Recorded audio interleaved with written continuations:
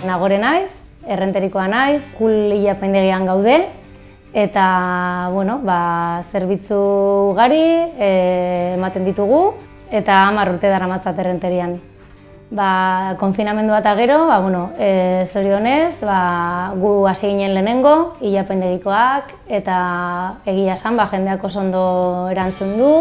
Gero hori gel hidroalkoholikoa eta maskarillak eta prebentzio gauza guzti hauek egia esan jendeak oso ondo eraman ditu eta alde hortatikan ere oso pozik.